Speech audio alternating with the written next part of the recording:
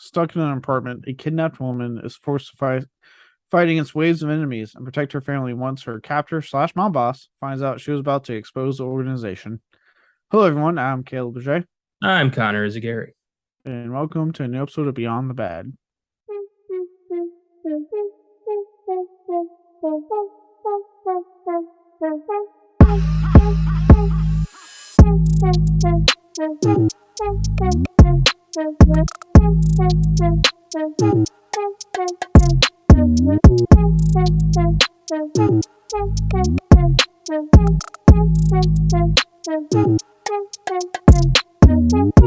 Today, we'll be talking about the Joe Lynch directed female fronted action film Everly, a film which would get a rather small, limited theatrical release, but mostly on iTunes before Apple TV Plus existed. Um, Critics would annihilate it by, in my opinion, confusingly praising Lynch's direction and Hayek's performance, but then turn around calling it thinly ran and sleazily violent. It was a weird juxtaposition to me. But with that, I'll share it over to Ray Connor here for the scores and probably go into more detail on that. Yeah, Everly is rocking a 28% on Rotten Tomatoes and a 29% audience score. So pretty low. Greatest consensus reads exactly what Caleb just said. Everly benefits from Joe Lynch's stylish direction and Salma Hayek's starring work, but it's too thinly written and sleazily violent to fully recommend.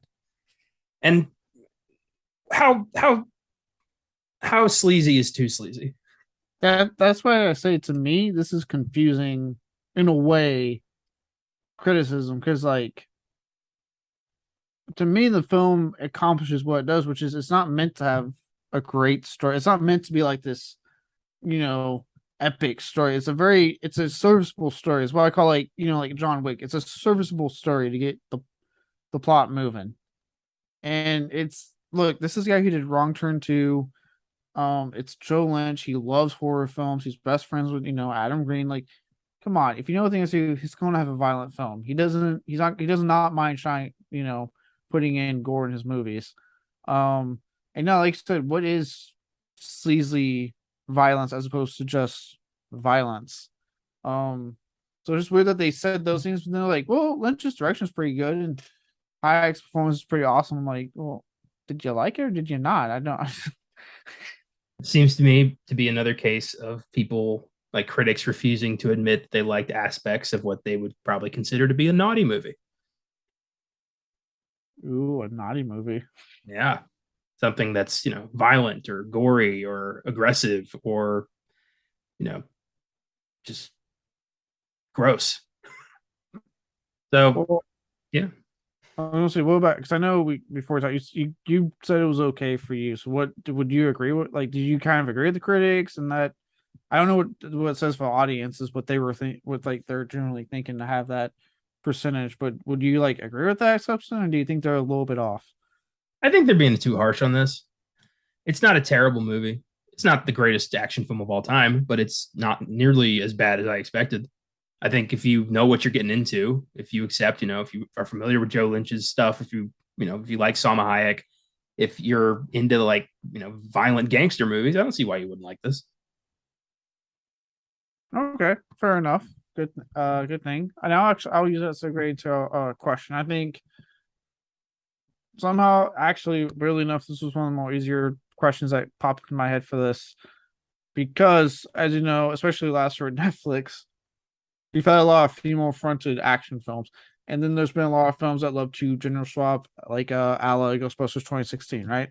Mhm. So, with that in mind, what do you think causes these types of films to get destroyed by critics and not really connect with audiences? These like more female fronted films, or like when they gender swap and stuff like that. Ooh, I feel like I'm about to win Final Jeopardy. It's a very easy question, and we've talked about this a lot on various shows we've done. I think the biggest problem is that they're never made for the right reasons. They're always made, well, not always, but the ones that fail are made entirely built on the gimmick. They don't put any effort into story or characters or anything else. They just hope, like, look, female Ghostbusters, look, female assassin. Isn't that cool? And no, people need more than that. There needs to be, like, it needs to justify like why you have Ghostbusters, but as women, and as opposed to just it can't just be It female Ghostbusters. it's what I've talked about before. Where like to me, it's more of a pandering move. It's like, hey, look, we're with the times. We're It's what I call when like for a while there, Disney to me when they kept saying, hey, it's the first gay couple, it's the first this character, and it stopped feeling genuine to me because it was just like they're just checking off a box. That's how it felt. Yeah. And it didn't really change till Eternals came out, and they didn't really advertise it. They were just like, yeah, he's gay. What about it? And it was like, okay, sweet, thank you. It's just that's his character. It's who he is. We're moving on. It's not like they're checking off a box anymore. Um, that's how I feel a lot of times with like these kind of films. Like you were saying, like they're checking off the box to be hip and cool, but they're providing nothing else of substance with the movie to, like you said, to justify like why we should watch this. I'm not against female foreign action films. I'm not against a female Ghostbusters team, but give me a good movie with that. Yeah, exactly. That's what we need is a good movie, especially these action movies where it's a famous actress who is kicking ass, and that's the whole gimmick. Is like, look at this actress kick ass. Isn't that neat? But it's the same story. It's the same mold every time. Films like The Protege and Gunpowder Milkshake and Kate and Anna, and they just keep doing this exact thing and treating it like it's different, and then trying to pull the sexist card when people don't watch it. And I mean, that's just a trap. It's stupid. Like, put some real effort into it, and people will see your movie. I mean, look at The Fifth Element, epic female-led action movie. Mila Jovovich kind of kind of breaking the mold there with a great story behind it, and a memorable film. So yeah, like I'm not opposed to female-led action films either. I just don't like, I don't like being tricked. I don't like being, I don't like when studios treat me like an idiot. Yeah, and I'm with you. I would also add with The Fifth Element, Mila Jovovich in general. I mean, take what you put out of the Resident Evil added, film franchise. They were huge hits, and she is the main star in all 6 films. Yeah. Like they huge hits. So I know for especially a lot of diehard fans of the video game series, I get why they don't like the movies.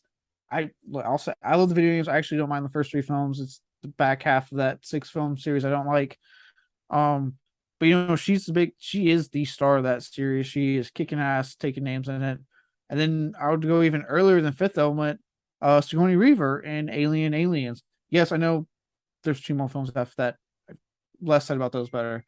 But the first 2 Aliens, kick ass, strong female, fucking badass, great movie to support it. They're all-time classics now. Look at T2, with Linda Hamilton.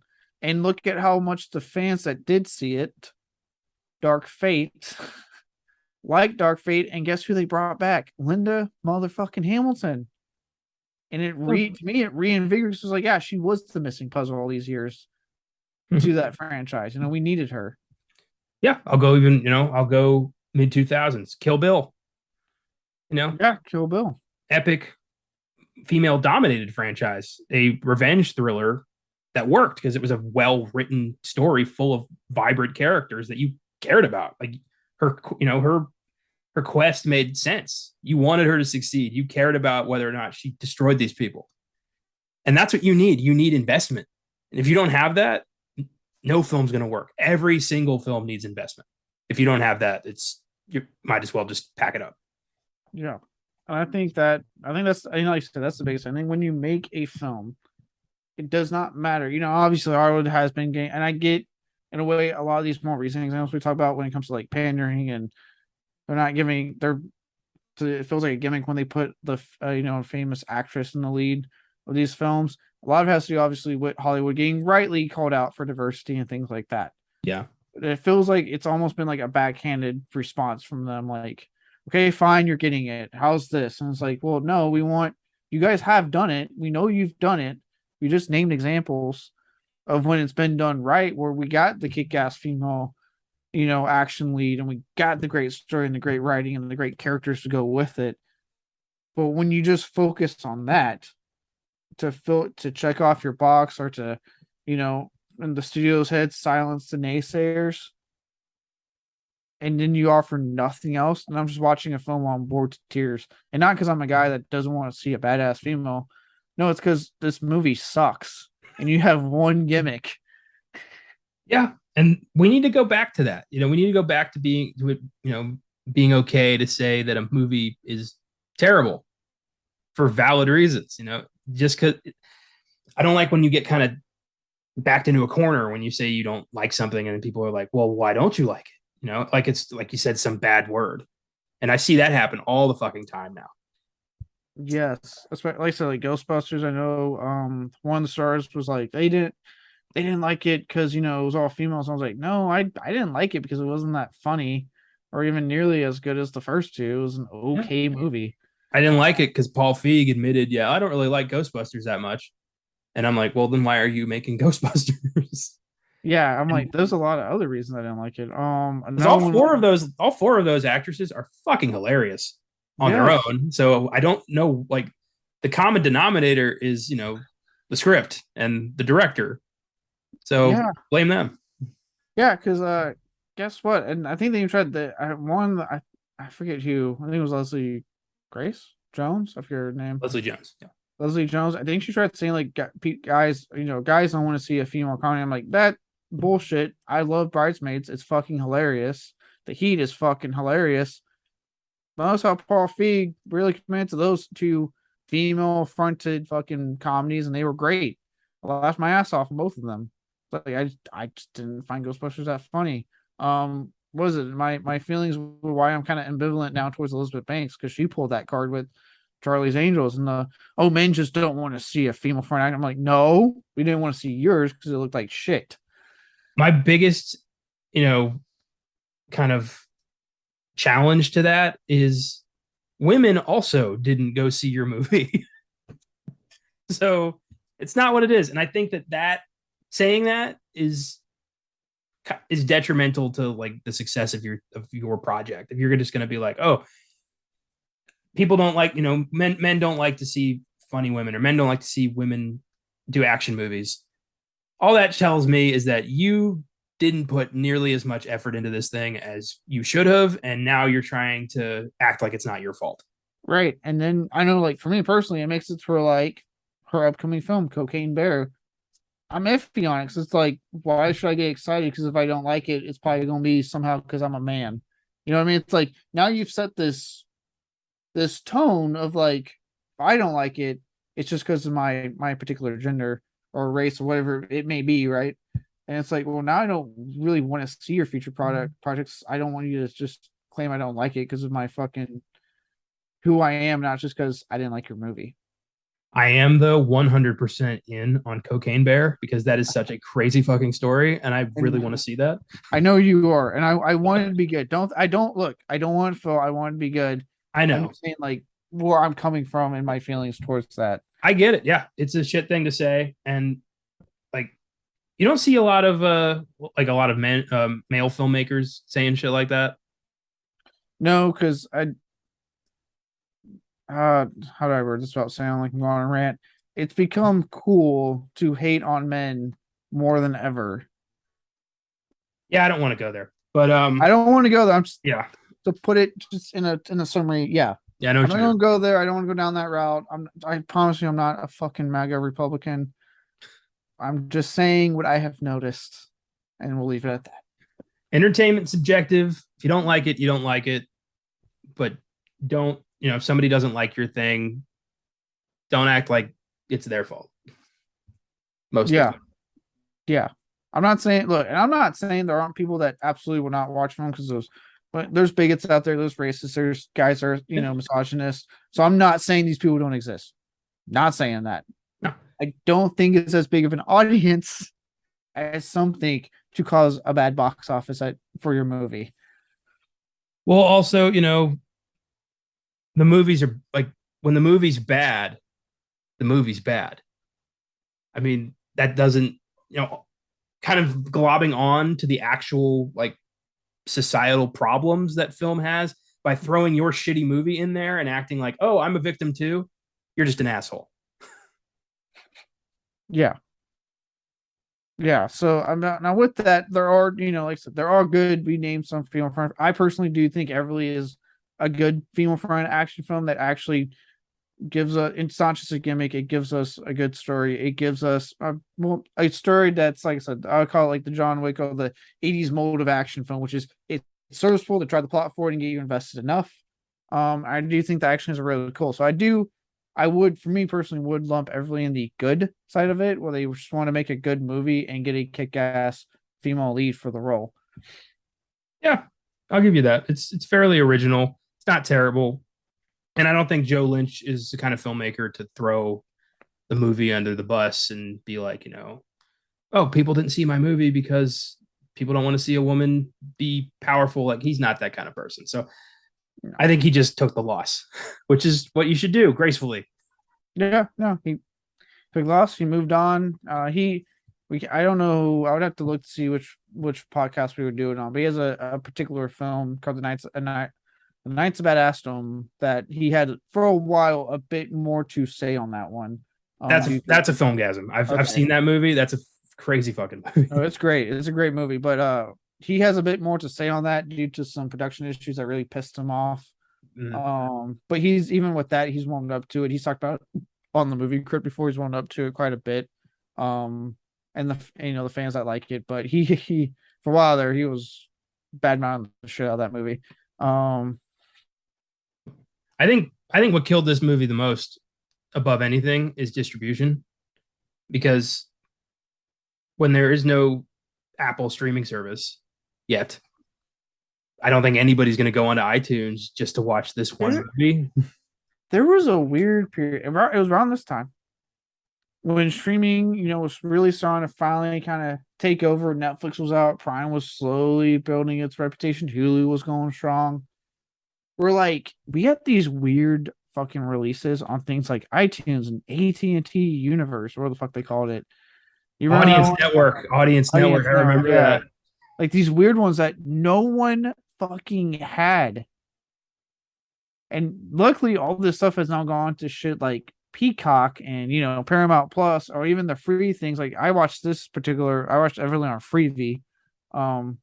So, like things like that, or Tubi, luckily they go to that. But for a while though, we had like a weird thing going on with streamers at this time. Yeah, though they were trying to find their footing and everybody wanted to have a piece of this ever-growing pie, no matter how small that piece might be. And because of that, so many films were left with this weird, like, audienceless limbo that got no attention. And some are being discovered now, some are lost to time, and others just are there. It's weird. There's got to be movies to line the shelves, It sucks, but that some films are only destined to just be, part of the collection. You're not going to watch it, but it's there. This is true. Yeah. This one I would watch, so I do enjoy this. It's a mindless film that I enjoy. But do you know if this ever got like a physical release? I think so, yeah. I think physical release. Okay. Good. I think the only Joe Lynch film that does not have a physical release is Point. Fuck, what was it called? There's one for Netflix. With Point Blank. There you go, Point Blank. Okay. I think it's only, but that was just because it's a Netflix movie. Yeah, there some get a release, some don't. I don't get it. I don't know where to look to find that. I would have to double check to make sure, but I'm not aware of one. The only thing I know about that is that he does not like Frank Grillo. You told me about that. Yeah, that was a wild story. Yeah, he's very open about that one. You don't see that in Hollywood. Usually you're supposed to just be like, well, there were some creative differences. But no, this is just fuck him. Yeah, it's really funny. And it's funny when you listen to like the podcast, because Adam Green's constantly just like, Joe, shut up. Like, don't. He's like, no. He's like, fuck that asshole. Never working with him again. I love when there's like a legitimate beef that's not like nobody's being coy about in Hollywood. That always makes me laugh. Oh yeah. It's funny because like you have it in like music, right? Like rap and like rock arts, like they are so open about those feuds. Hollywood's so like fucking surface level, backstabbing, two-faced. They're just like, oh, the creative differences. Oh, he's just an intense person to work with. It's like you don't want to work with them. Just fucking say you don't want to work with them. Yeah, we've seen it so many times over the decades that like we know what the buzzwords mean. We know what intense means. We know what difficult means. Like just be honest. Just say, yeah, I didn't fucking like him. Yeah. And even the actors know it. Like, what was it when Charlize Theron, who I have heard stories of not exactly being the best person to work with, tried going after Tom Hardy and like I guess some book or something about when she worked on Mad Max, and she was like, he really scared me and he was so intense. I think like the next day he's like, I was a different person back then. I am sorry if I did anything that's like just a full. I'm like, now he's just making you look bad because like you badmouth him and he's apologizing. So who's the real bitch here, Miss Charlize Theron? I don't. Yeah, interesting to look at all that. A good feud can make some magical movie moments. I mean, look at Whatever Happened to Baby Jane. That movie's intense as shit because of the just palpable tension between Betty Davis and Joan Crawford. Yeah, it was the whole that Ryan Murphy show feud. That whole first season was about that. Yeah, It was like about that. those two. It's so legendary that it fueled an entire season of TV. It's awesome. Oh, but yeah, Joe Lynch. I hope Frank Grillo doesn't impede you getting work. It's not. They had to bank some movie crypt episodes because he went off to go film his next movie. I think he's in post production now, so we're getting a new Joe Lynch movie in the next couple of months, hopefully. Cool, very cool. Yes, I for one am excited. I haven't really seen enough of his work to get excited. Sorry. All right, let's just move on to development hell. You've been finding ways to just keep like disappointing me, and I like what's going on today? I'm so sorry that my life is upsetting you. No, it's the fact that you could have watched certain things that we like to talk about. Minus the things I understand with your parents. I get that. But then you watched that 70s show and you played goddamn Kingdom Hearts instead. Yes, I did. That's what I'm doing right now. I'm avoiding working on my thesis by watching that 70s show on Peacock, which is great, and playing Kingdom Hearts for the first time in like 15 years. And also not watching TV shows the day I'm supposed to watch them, apparently. So Because we like to talk about them. How dare you take this from me? this is as close as it gets to airing dirty laundry on air. Can you imagine if just one day we just built up such rage against each other somehow? You just start airing out dirty laundry on the podcast. Have secrets, really. I don't know what would I say? I don't know what I would say either, honestly. Yeah, I got nothing. I'm like John Candy in Planes, Trains, and Automobiles. What you see is what you get. So how did this movie get made? Luckily, I know we've had 2 weeks of very in-depth, big, girthy, meaty development hells. But today we got a small one, a micro penis one, if you will, and I'm so happy about that. So someone who does the script for this one, so nice not to type a lot of stuff for once. So, starting in 2010, not a decade, not 20, just 4 fucking years prior, which is pretty standard in Hollywood, if we're being honest. The screenplay for this was featured in the blacklist for that year, which is, I know you're thinking, for everyone goes up in arms, know how it sounds, but the blacklist in Hollywood is a list of the most liked unmade scripts of the year. They do it every year. There's a shit ton of scripts in that. I don't know why they call it blacklist. It's what they call it. Glad Hollywood was able to rebrand something that destroyed quite a lot of careers and lives in the 40s and 50s and made it something whimsical and silly. That's nice. Yeah, and I mean they technically still use it. I mean, I think Fraser has referred to the groping moment as when he got blacklisted. I think he's referred to the word blacklist before in interviews. Yeah, but in Hollywood specifically, it channels memories of the actual Hollywood blacklist by the HUAC, which destroyed quite a few lives and careers. But yeah, Yeah, that term blacklist, it's still around. It's just nowhere near, it's not really political anymore. No one's getting ousted from Hollywood for being a communist anymore. So yeah. Now it's more like, I mean, luckily, even that's been again thanks to the Me Too movement and Believe and stuff. That's been finally going way out. But used to, it eventually got used for disgusting, older dudes to make sure people, if you told them no or whatever to their advances, didn't get work. Luckily, again, thanks to the Me Too movement, the pushback Hollywood's been facing in recent years. Like I said, it happened to Frazier. That's why we didn't see him for a while. Um, that's been kind of going out the door finally as well. So, but on that, this is what this blacklist means: just a list of the most liked unmade scripts of the year. So a lot of times movies will actually get grabbed, and that's what we end up seeing at the movie theater every so often. Um, Traction for this one would happen briefly once director. He mentioned Joe Lens again. The movies he's done in case you missed the beginning of this. Wrong Turn 2, which is the best Wrong Turn. The Knight's a Badass. Recently Point Blank. He is currently working on another movie right now. I don't know the title of it. I believe it's in post production, so we should be getting it hopefully soon. So he's big time big time genre director. I'd say he does. He has he obviously known for things like horror, but also has branched on things like this with action.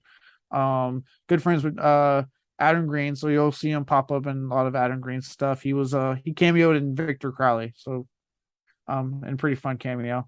So but he would get brought on board for this.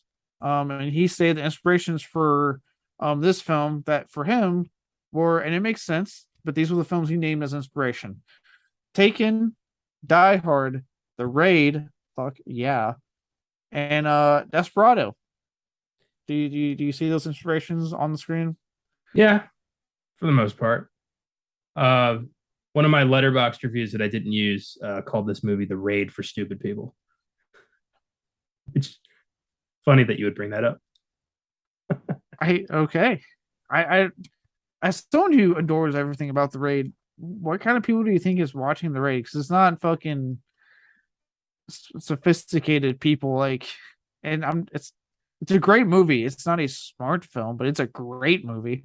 I think the very fact that it's got subtitles and forces you to read alienates a lot of dumb Americans who don't like that foreign talk, if you know what I mean.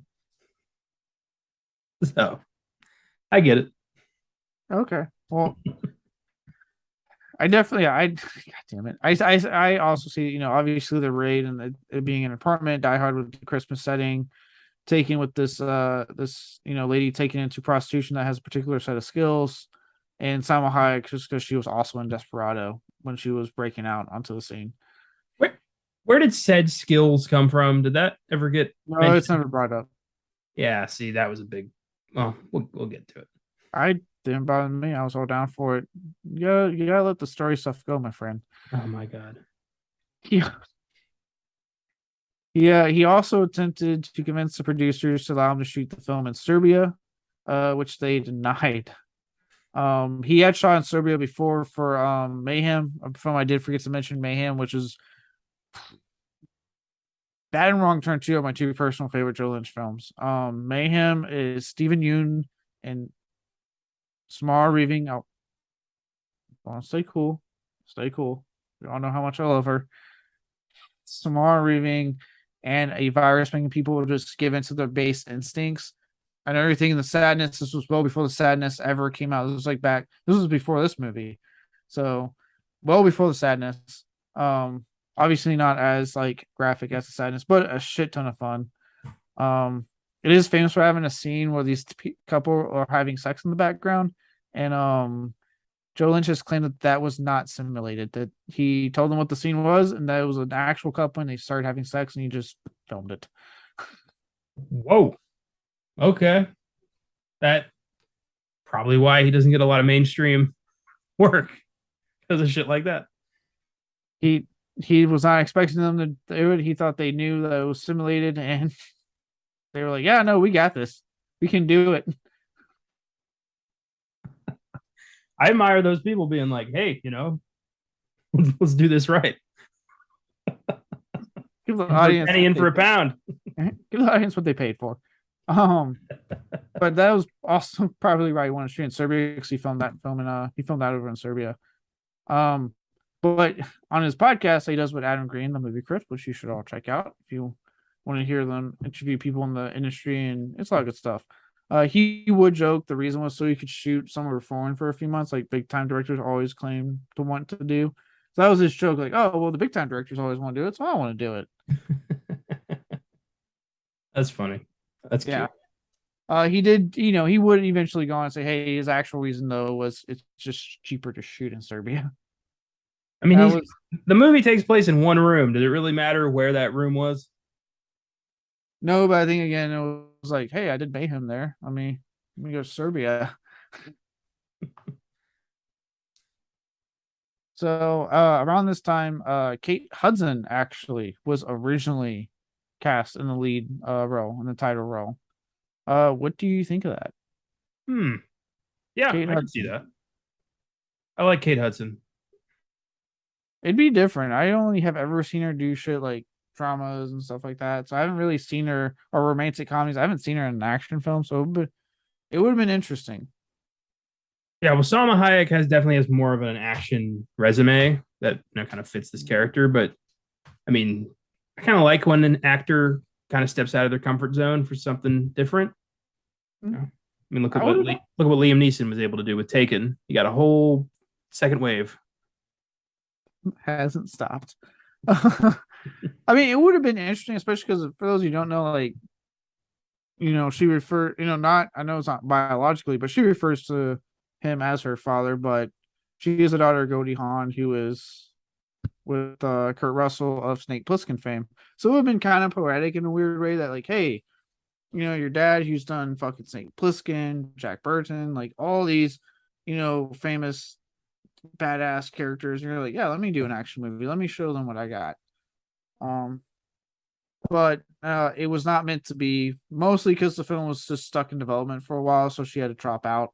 It actually had nothing to do with like directors or any trauma. She just says, hey, this is taking too long. I got other stuff lined up to do. I can't do it anymore.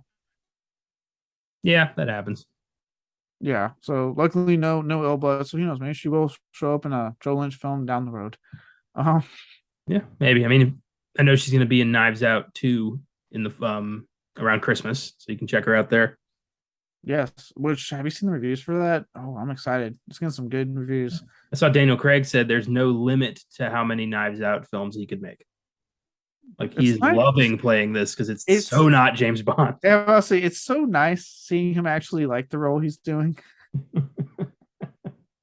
Like, look, don't get me wrong, I'm glad that he did what I know I joke about, like, hey, you're an actor, act. As much as he hated James Bond, he gave us performance. He did his job. I'll forever give him credit for that. But boy, did he not enjoy the role, as evidence in many interviews. He He has did. he has way more time just throwing on a Southern accent and not doing a bunch of crazy stunts that are ripping his body apart. I get it. Yeah. I mean, eventually they don't want to do it. That's why Hugh Jackman left Wolverine. He was like, look, I can't keep doing this. I'm in my 50s. Yeah. But I admire the ride and the commitment. Yes. And hey, I'm glad he is at least saying, let's do more Knives Out, especially if they keep getting received like they do. So yeah, it's endless. Luckily there was not a litany of actresses going back to I really was not a litany of actresses. After once she dropped out, they pretty much secured Salma Hayek pretty quickly after that. She would get the role and obviously stick with it to the finished film. Now this was something I found quite interesting. Something that doesn't happen in a lot of film, but it happens every so often.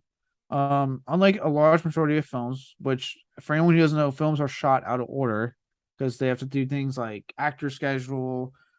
This day might take longer. There's a lot of factors. Depends on the location, things like that. A lot of factors. This is one of the rare cases where Lynch actually opted to shoot the film sequential order. So he actually shot it right in order as we see on screen. Most likely due to the one setting, making it easy to achieve that, and the escalating action scenes also just made it easier to shoot in sequential order. Yeah, they'd have to keep rebuilding the set. It's a smart move. That makes sense. Pretty cool.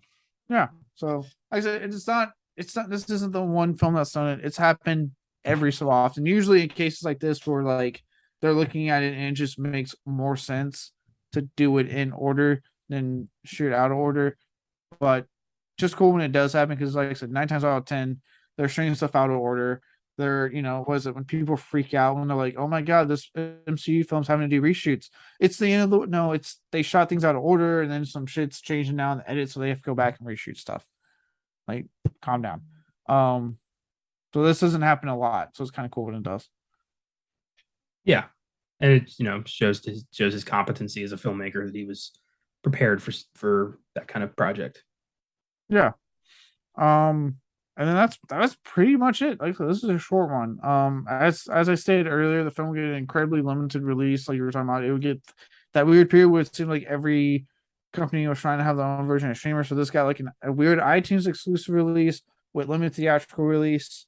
Um, to better clarify, that's what happened. That when you see that happen now with stuff like Orphan First Kill did that shit. It had the limited theatrical release, but on the same day it premiered on Paramount Plus.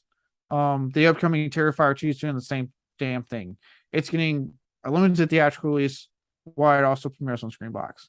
It so happens, but on a bigger scale now compared to then, where it seemed like you saw it and you got lucky and you saw it, or you just didn't see it and you're like, whatever happened to that movie? Yeah, and I saw that the gross ended up being around $300,000, which is ouch. That is God. Eek. That is wow. Yeah. So I personally like back then I don't get it. I get it a bit more now to do that. Like, hey, even though we are playing on streamer, there are people that don't have Paramount Plus. There are people that don't have HBO Max, right? If there even HBO Max exists long enough for all the shit going on over there. But there are people that don't have Netflix does it during the award season, right? There are people in this world that don't have Netflix, especially now with all the shit they've been doing to piss their fan base off. Um, so it makes sense to be like, hey, this is a film that has a shot. Let's do a limited theatrical release. Let's let those people that don't have our service have a chance to see it in theaters. And then those that have it can just choose. Do I want to go see it in theaters or just fucking wait till it hits Netflix? You know? Yeah, especially in the post COVID world, we got to see that could work. That there are people who want to just stay home and watch this shit, but there are people who still do want to go see it on the big screen. But in 2014, when Apple didn't have that, it was a very weird decision to just drop a movie on iTunes and hope people would watch it on their computer. Because you can't back then you could not watch Apple shit on your TV. No, there was no Apple TV Plus. So you get on your Fire Stick or your Roku, hit the fucking app, and it just opens up for you. Nope, you had to plug your laptop into the TV. You had to get the volume to work. Like it was a pain in the ass. And I gotta tell you, like, it's not a terrible movie, but it's not worth all that shit. It's not worth the hassle of creating a home theater system. Yeah, no, and God, yeah, I wouldn't do that. Like again, I like this film. I want to go that far to watch it. At that point, we'll just watch this on the laptop, huddle around. I don't give a shit. Even Shutter, even Shutter, they'll pick up a lot of stuff that at least gets festival play first, and then sometimes depending on, like, I know with Mandy, it got festival play, then they got its theatrical release, and then they finally put it on Shutter. So like even they were like, hey, let's give it a shot first because it's doing really well. Like people are like seeing this and praising it before we put it on Shutter. For those who just, because again, the other side of that, right? I know I should talk about the side of it that if you don't have that streaming service, especially something like obviously Shutter, which is much more niche. But the other side is that for those that it's not playing at a theater near them or something like that, you know what I mean? Like I know that's happened to me before. It's like, well, shit, like Orphan First Kill, I watched on Paramount Plus. I looked to see if it was playing at a theater near me. It wasn't. So I was like, well, I'll just wait for Paramount Plus. Yes, Mania, I was like, I'll just wait for Shutter because it's playing nowhere near me. So, it works now on both sides. But back then, it's like, it's either like I try to find a theater that may not play it, or I attempt to watch this on iTunes somehow, which even back then, and now iTunes is just the weirdest like service to use to rent anything off of. I know that also, like for me personally, going to the movies is expensive. So I want to be sure I'm going to like something if I'm going to pay that kind of money. So if something's streaming at home that I could just watch, I'm probably going to be more inclined to watch that just to see if it's, any good, as opposed to dropping like 20, $30 and then, being pissed off halfway through where I'm like, this was not worth the money. That's how I was with the HBO Max stuff. When I got back from my deployment in 2021, if it was something like Godzilla versus Kong or Mortal Kombat, something I was like, I want to see this on the big screen. I did that. But then if it was something like The Matrix fucking Resurrections, I was like, yeah, no, I'm HBO Maxing that. I'm not paying money to go see that goddamn movie on the big screen. I did. I regret it. Yeah, you made that mistake. I did not. Yeah, I did make that mistake. Yeah. So no, I get what you're saying. It's like I said, now it makes a shit ton of sense. And don't get me wrong, I got, especially in Max's case, I got the pushback at first, especially when they were saying like, "Hey, you should have told us," because all of our contracts are for theatrical only. I get the anger there and a lot of the creators and the actors and stuff. But then when, and I won't get, but obviously like your Nolans and your Villeneuves that were just acting like apparently a pandemic never happened.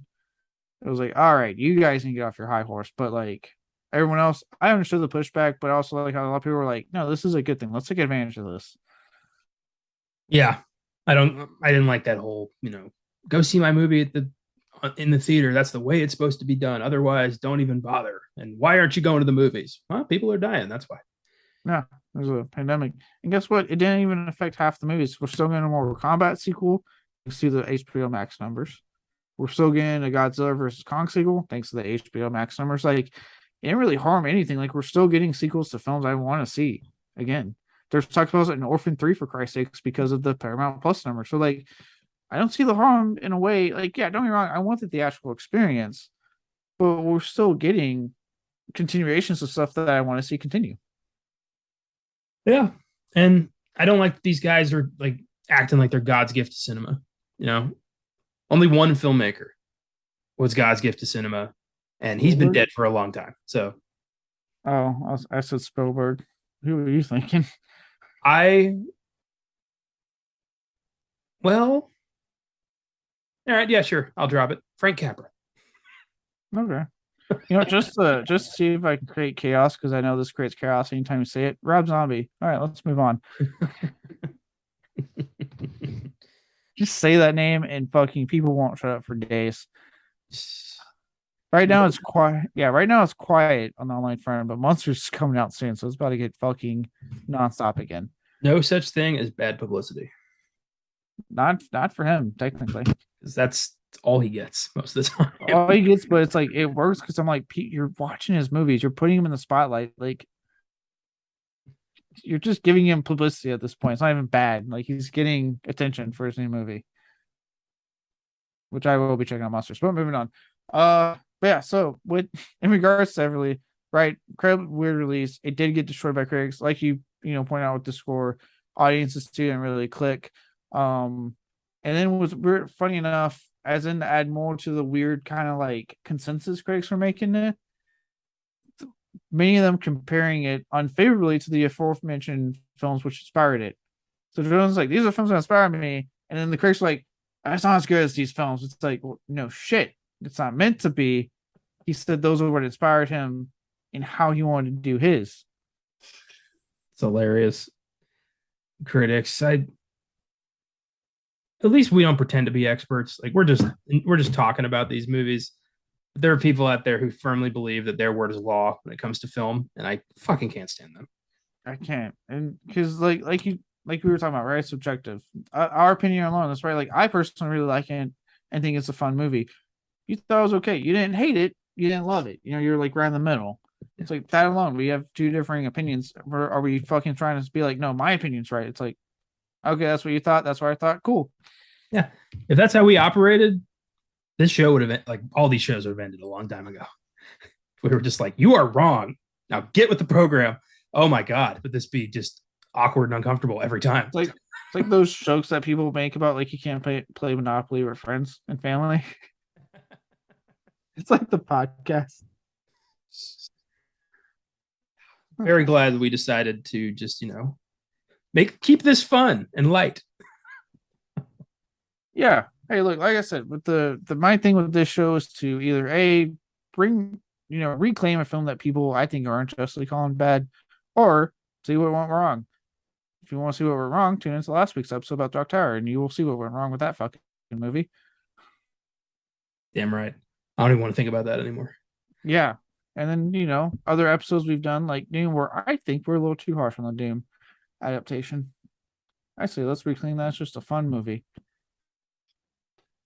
Yeah. Good movie. With that said, unless you have more to add, like I said, not a heavy development hell this week. I am ready to move on to awards. What do you say? Let's do it. Let's do it. All right. First up, Zack Snyder. I got nothing this week again. He's being relatively quiet on the news front. And DC has felt me now because they are just burning to the ground. The worst scene. What did you come up with? Mine comes fairly early on in the movie.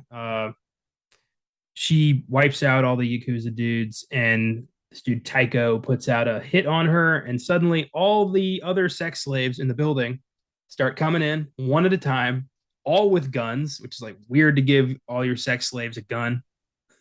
And she just starts killing them one by one. It's like an endless parade of sex slaves who should be backing her up. Like they should all be getting out of there together. They're all in the same fucking boat.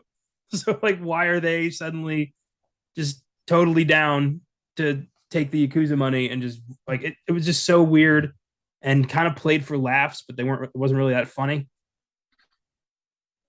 Okay. I see where you're coming from.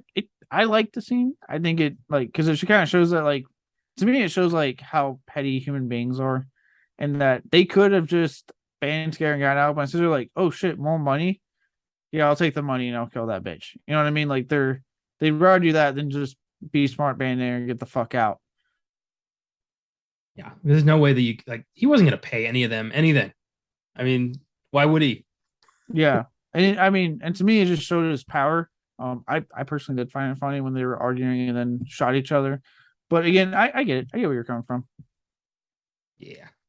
What did you have? For me, this was tough because again, I liked it a bit more, and it's one setting, so it's like really kind of hard in this case to pick someone because it's one setting the whole time. But for me, I put the final showdown between Tycho and Everly, specifically the part where she hits him with the sword or katana, whatever you want to technically call it. Please don't come at me later. And she slices him up. I put it because it's very clearly CGI. I could be wrong, Joe Lynch. If somehow you listen to this small little nobody podcast, please tell me I'm wrong. But it looked like CGI. It didn't look that great to me. Kind of underwhelming too. And the whole, if you kill me, like they'll never be safe. And then what does she do? She kills him anyway. And hands him a knife and says, "You do it." Like he's just gonna be like, okay. This super powerful Yakuza boss who hates her is gonna be like, well, she bested me. I guess I gotta kill myself now. Let me die honorably, even though I've clearly not committed to honor throughout this movie. Yeah, let me die honorably at the hands of the woman I kidnapped to be my sex slave. But yeah, I was kind of underwhelmed by that, and that was a weird visual.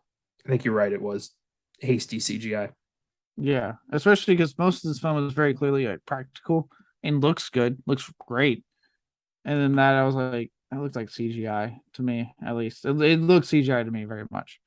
Yeah, probably. No. With that, let's move on to the Ed Wood, the worst line. What did you come up with? I know I personally had kind of a hard time. I mean, dialogue was too terrible.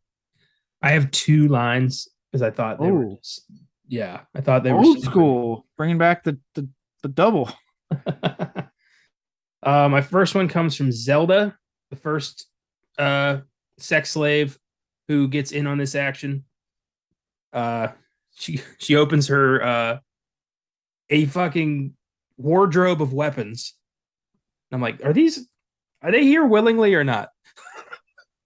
Because typically, I mean, I've never been in the market for sex slaves, but I'm pretty sure you don't give them easy access to weapons.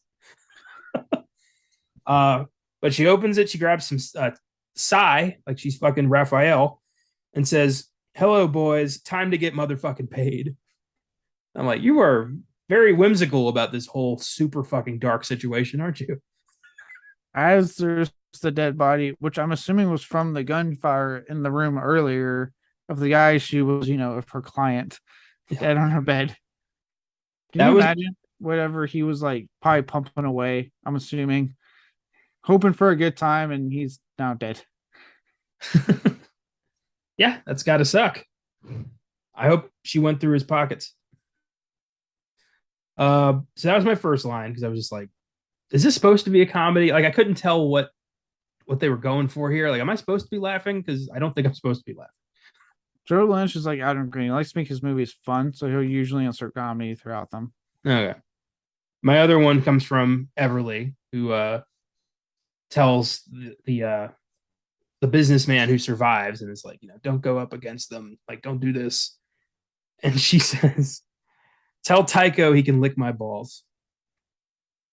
Like, again, like, okay, bit of a weird tonal thing here. And it's just hearing Salma Hayek say that, I just didn't buy it in the slightest. I was like, nah, come on. You could have done better. Is it just because you don't want the visual of Salma Hayek with balls? That could be part of it, yeah. But it is also just such a weird thing to say. Like, I don't get the vibe here. Like, it's like a Frankenstein's monster of action and comedy that doesn't work. See, it worked for me. I thought it worked well, but again, I like Adam Green style with making his movies fun. Or not Adam Green and Joe Lynch, but Joe Lynch who directed this. Jesus Christ, it's because I listen to their podcast every week. I like fun movies too. I just think that if you're gonna make a movie about an escaped sex slave who's been kidnapped for 4 years and has like been raped repeatedly, I feel like you can't get a lot of whimsy out of that. I think you can. All right. Agree to disagree then. I think you can get nothing but whimsy out of it. Oh God. Okay. On that note, my pick, and it has less to do with this film, but I've always kind of hate, especially because I've gotten older and just the line itself. Just I hear it in so many action films, and I'm like, how? And that's when the dude that got shot and has been kind of briefly becomes Everly's friend is hyping up Taika, and he goes, "If you don't do it," and he goes, "If you don't do it, Taika will kill you, or worse." I hate every time I hear that line in action films. I'm like, what's worse than death? You tell me, guy. What is worse? What is worse than death? You know what I can't stand? I can't stand when the bad guy has our hero like on her knees, like it's over, and he gives her time to get a weapon. He's like, look into my eyes while I kill you. It's like, just shoot her. She's killed like 30 of your guys. Just end it. Yeah. I know this is like this is a nitpick for me. I don't know why it bugs me. It's just like every time I hear it, I'm like, he'll kill you. I'm like, oh, that's pretty bad. And then they always do that, or worse. I'm like, you can't come back from death. So you tell me what's worse. Like, what is worse than him? What? Yeah, it's just it's a trope. I hate tropes. I hate when you just go to the cliche book and it's like, I'll take some of that, some of this. It's like, the equivalent of like buying your food at the gas station. Like, yeah, it'll fill you up, but it's not going to feel good. It's not going to come out great either. Nope. You could do better. Is this really how you want to end the day? Yeah. And for those of you who are young, very young, you're thinking, I don't have issues with gas station food. Enjoy that, because one day you'll get older and you'll know what we're talking about. And it happens earlier than you think. It's like your mid-20s, so you're like, oh God. Yeah. So try harder. Yeah. Stop telling me something's worse than you dying. For the love of God. On that note, the worst performance, all the Steven Seagal, as we like to call it. To me, this went to Caroline Chikezi, who plays Zelda. It was brief, but I did not care for her. You really did not like this lady. I didn't. Her whole character was stupid. Like, why is she? First off, why is she Cockney? Where is she from? Why is she so excited about this? Why is she cracking one-liners? Time to get motherfucking paid. Like, why? What is going on here? So yeah, she was irritating and annoying, and also like just shot in the face, and it was over. So it was like, okay, moving on. Yeah, I mean, yeah, I see where you're coming from. I liked her brief appearance, but I get it. Okay, what do you got? This is like it's like Spookies over again, except you like this movie a bit better. For me, I actually picked our main bad guy, Hiroyuki Watanabe, Taiko. Just because for me, most of them he is built up as this like pretty bad dude. Like you don't want to cross him. He has apparently money for days to pay off like half the town to be on his side. Um, and then to me, when he comes in, he also is like reduced to like, oh, I've been in love with you, and that's why you're my favorite. And he he wasn't that threatening to me. Like he didn't feel threatening. It was like it was all just gone the moment he came on screen. Not a bad performance per se, just more like the build up was not worth it at the end for me. Yeah, I'm with you. I see where that's coming from. This bad guy is built up to be like a force of nature. Everyone who talks about him is like, don't you cross him. He owns insert town name here, and nobody goes up against him. And he's calling her the whole time, being like, I know where your family is, and I'm gonna hurt you, and I'm gonna do bad stuff. And then he's full of shit Mm, because he's in love with her, this woman he kidnapped and has been raping for 4 years. yeah. Like, beautiful, lovely. Yeah. So I'm with you on that. Yeah, he was incredibly underwhelming. Yeah, like I said, this was weird because usually like I look for an actual bad performance, but in this case it wasn't. Everyone does good in this film. It's just yeah, the build up was worth it more than the actual payoff. Um, well, now let's move on to the Michael Bay, the worst filmmaking decisions. So, what did you come up with? Real quick, he died. The guy who plays Tycho, he died earlier this year. Oh well, I'm He not killed changing himself. my answer, but Oh, R.I.P. I didn't know that. Holy shit. Um, Worst filmmaking decision. So I had some problems with this because I had two that I want to talk about, but one of them bugs me more than the other one, so I'm going to go with that one. It's the fact that this entire movie, Everly is just running around, jumping with a gaping bullet wound in her stomach. Like from the get go, she's just like ignoring that. And that bothered me a lot. Like it's never addressed, it's never like clean, it's never bandaged, it's just there and apparently doesn't hurt that much. But the dead guy said it's just a flesh wound or something. Still a bullet through her stomach and outer back. You'd think two wounds would maybe cause her to stumble a little bit. Nah, she's Everly. She's tough. Why? That's my other problem. Where does her insane skill set come from? How is she an expert marks person? Knows how to throw grenades? Where does all of that shit come from? Look, dude, you're asking too many questions. She was living with her mom. I'm assuming, is a single mom because dad is never mentioned. She's kidnapped by Yakuza, forced to be a sex slave for 4 years. She escapes, and all of a sudden, she's fucking John Wick. What happened there? Just a little bit of like, oh yeah, I was a Marine or something like that. That's all I need. Just one line of like, yeah, Oh, so expert marks person, something like you that. want the lazy Liam Neeson explanation? Private Particular set Marine, of skills. Private Marine, Power Ranger. Oh, I used to be CIA.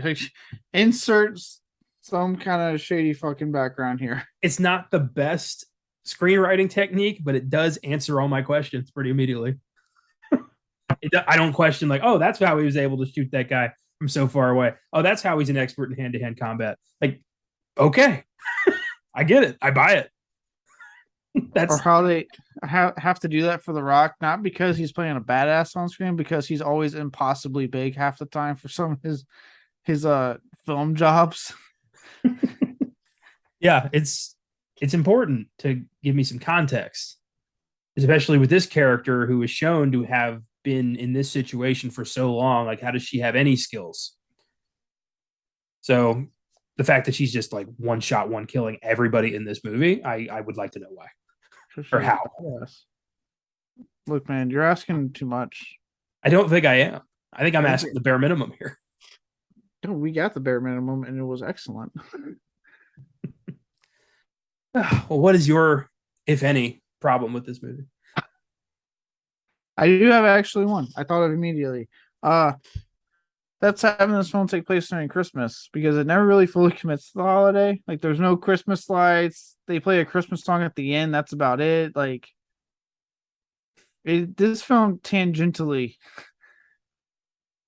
mentions Christmas, and that's about it. It was like the one cup that's like, have a happy holiday, like sarcastically. And that's about it. That's about all we get. I have never said this on this show. I didn't think I'd ever have to say this on this show, but you can do better. That's a terrible reason.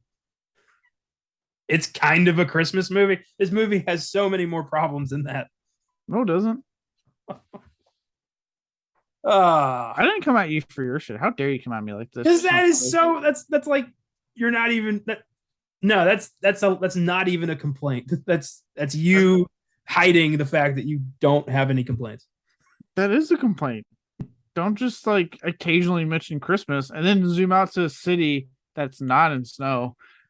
At least Die Hard. Like, it's in a city that obviously wasn't snowing, but it committed to its Christmas holiday much more. I love the snow thing. You immediately backpedaled on because you're like, oh wait, Die Hard's in LA. But its sequel is not, and it does commit to snow. I didn't. That didn't even really phase me because I was too concerned with all the other crazy bullshit happening that bothered me. No, you're too concerned with stuff that should not have bothered you because it's excellent filmmaking. Oh my God. I feel like I'm watching you like, how do I phrase this? Don't be a whore. That's too late. Much too late. Look, this is I commit to the holiday or don't, okay? What? All right, could have taken out the Christmas references in this movie. It would have changed nothing. No, because the Christmas present with the detective's head, like the pink bear, like that had to do with Christmas. Take those out, changes the film in no way, shape, or form. Got to play Silent Night at the end. Yeah, you could have just commit more to the holiday. I think it's crazy that, you know, a Yakuza mob boss's rape apartment has a Christmas tree. You'd think he wouldn't really be thinking about that much. They have to be thankful. It's a season of giving, Connor. Yeah. Jesus. Oh God, that's fucked up. That's really fucked up. Yeah. Yep, I went there. So on that note, on my very well thought out worst filmmaking decision, go fuck yourself, Connor. The servo lining. What do you have, if any? Ooh. Ouch. Yeah, flipping the tables on you now. The scene where she throws a grenade in the elevator full of dudes and then it closes. That was cool. Oh, for some reason I was like, worst filmmaking. I was still thinking bad, so I was like, how dare you complain about that scene? We're in the good part, buddy. It's your show. You should know that. I've had a long week. Is it Christmas? That was the two scenes with the grenades where she blows up the dog, which was like fuck. And then when she throws it in the people looking all badass and like, oh, we're gonna get this chick. And then she just chucks a grenade in there and they're all like, ah, like they start screaming and scrambling, and then it closes and you just see the blood explode. It's like, that was neat. Yeah, those parts are cool. I did have to like fucking hurry up and get up on the dog because, like, of course, I wasn't paying attention, and my dog was like already at the TV, and he just looks, and I'm like, no. Yeah, thankfully, Seymour doesn't give a shit about the TV. He doesn't react to anything. However, if I ever have like DoorDash or something, anybody who comes up to my apartment is immediately like, well, what's this? What's going on? Something's changing. What's this? And then just like looks around the windows, and it's hilarious every time. No, dude, it's funny. The times I do catch it, and he's like laying on the couch, he looks at me and is looking at the TV with all the urge to get off that couch. And I'm just looking at him like, no, no. Maybe you should just let him get it out of his system. No, and then he breaks my TV. Fuck that. Oh, did he like jump at it? No, he gets like his nose touches it. Oh, I thought it was just barking. So he's actively trying to get in that TV. He's trying to get in that TV and get that dog. He's like, why is there another dog in this apartment? And I'm like, no, you idiot. It's a dog on the TV. That the only is dog in this apartment. That is wonderful. I love that. He's doing it with cats now too on TV, because I guess he's like, whoa. I thought there were 2 cats in this apartment. Why is there a third one? Your dog is such an idiot. I love him when it comes to that, yes. What is your, which I'm assuming is one of many silver linings? Yeah, it's a great movie. So this was hard for me. I had a lot of options here. For me, it's just simply the incredibly effective use of its one main setting with escalating action scenes and gore. Profound, exciting, yeah, cool. I'll give you that. It's neat, and I love that. I do like the excuses they keep coming up with to get her back in the room. Like when the cops just corner her in the lobby and just take her back up there.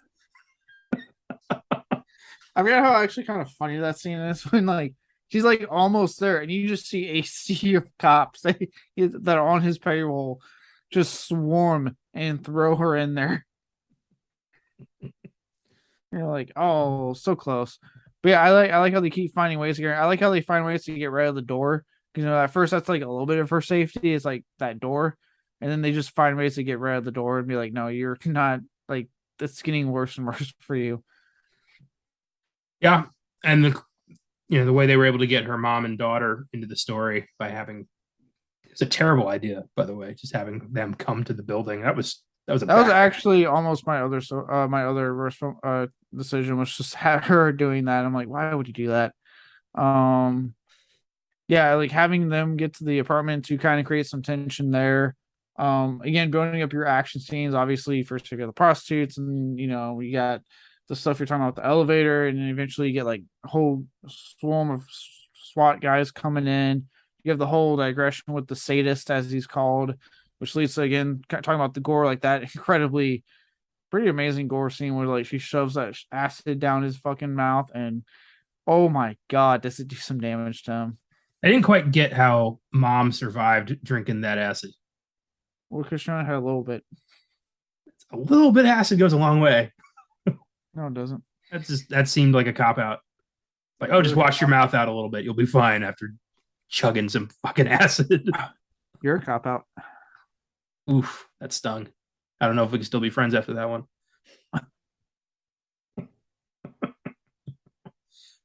Yeah, the whole sadist thing was weird, but in a good way. The masochist freaked me out. Like the fucking gimp he had. Yeah, especially when you find out he didn't die. And he gets that one prostitute that's like trying to help. And he pops up behind the little girl, and you're like, oh shit, no. I thought Everly killed her first, because like the whole deal was like, when it's over, Anna gets the kill. I thought Everly was like, nope, changed my mind. It just went in there and fucked her up. And then we got the reveal that it was the crazy guy. Yeah, no, I like how you thought Everly just destroys, kills prostitute. I knew someone was up when like you see her in the background. It was clearly like some damage has been done to her head. And I was like, what the fuck? I thought that, she took the Tycho's sword and just was like, oh, I got one loose end to deal with, and then went and killed Anna. I just assumed like everyone's pretty cold blooded here. But then, the masochist still being alive with a cleaver did not even pop into my head as an option. No, because she was killing everyone else. I thought he was dead, and then it's like, oh no, he is still alive. You need to get rid of him. Yeah. Ooh. So it's not all bad. No, it's all pretty good. You're just way too harsh. So unless you have more to say, we can move on to our next segment. Yeah, no, I got nothing. All right. Well, since I know you love this film so much, we're going to move on to what's in the box. What's in the fucking box? Give me the gun. A good chunk of these were mostly about how hot Salma Hayek is, which, I mean, they're not wrong. They're not wrong. I know we actively made sure to not go on about it, but yeah, she's impressive. So this movie's rocking a 2.7 out of 5 stars on Letterboxd, which kind of middle ground. So getting closer to that showgirls threshold we're hoping to break. Here's number 1. This is from Hendo, the movie Journey. Ooh, isn't he special? Ugh, what a waste of time. Cookie cutter action scenes mixed in with a revolving door of blink and you'll miss them unlikable characters, a plot that doesn't get fully explained from the get-go, and a protagonist that goes from damsel in distress to perfect accuracy assassin in a matter of hours. Avoid at all cost. This movie has more holes than Everly's apartment. 1 star. Jesus, that's a bit harsh, I think. Yeah, Hendo, the movie Journey. I mean, just the movie Journey. Just keep that shit to yourself. We're all on a movie journey, but we're not all broadcasting. Yeah, I got a feeling what this guy's like, and I don't want to meet him. Yeah, I know exactly what you're talking about. Okay, number 2. This is from John Klaas. This one's got it all. A woman forced into sex slavery, trying to escape by any means necessary, and the enemies keep coming. Nonstop action, shootouts, bombs, bloody guts, blood sprays, Yakuza, crooked cops, liquid poison tortures, masochistic devices, and almost harakiri. It all takes place in one apartment building on Christmas. 4 stars. This one made me laugh because it made me think of the, you remember the Stefan character on Saturday Night Live, Bill Hader, when he would like the club guy who kept breaking? Yeah, it sounded like he was saying, like, this one's got it all. Like, it sounded like that in my head. This one has it all. You know what? I agree with him. I am with this guy 100%. Serbia's hottest club is called Everly. This next one is from Aaron. Just Aaron. Really hard to believe I made it through this. I was hoping for a fun shoot 'em up with a badass Salma at the helm. Instead, we get direct-to-video, low-budget torture porn clearly aimed at teenage fanboys who use their McDonald's money to download shit like this off their Xboxes and PlayStations.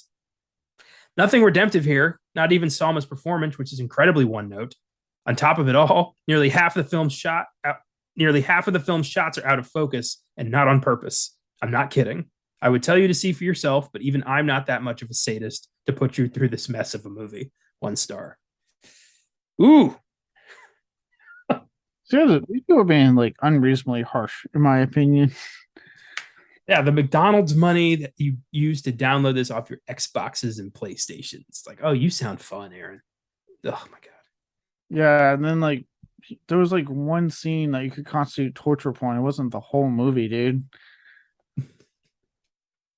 Ugh. Half a star. You gotta really hate something to give half a star. Yeah, I've done that. I've done that a couple of times. Films I truly hate. Not this one. You did it last week. Yes, I did. This next one's from Toysterman. Tyosterman. I don't know. Maybe just the digital rental, but all annoyingly just out of focus / blurry. That huge visual issue aside, I hated it. No bueno. 1 star. What out of focus? It didn't look out of focus to me. That makes me think that this dude's Wi-Fi is all shitty. I can relate. And he's just watching it all blurry and is like, this movie sucks. You can't even see it. It's like, no, we can see it. You can't see it.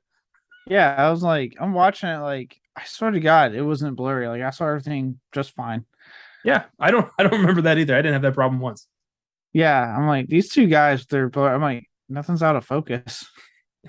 Weird. Like, you'll know when a film's actually out of focus, and this is not out of focus. And this last one's from Jonas G. This made me laugh. Whateverly. 2 stars. Yeah, it's about where I'm at. Whateverly. Okay. Well, I mostly disagree with these human beings. I think there's a less assholey way to say you didn't like it. That's where I'm at. I know what half time you mean by like, oh, it's okay. That's your fucking way of saying you don't like something. Yeah. You piece of shit. Is that all that's in the box? That is all that is in the box. We've had a really solid episode up until like what's in the box, which has been marred by technical glitches on my side. This fucking internet that decided to just say, fuck it, I'm not working anymore. Your cat messing with whatever.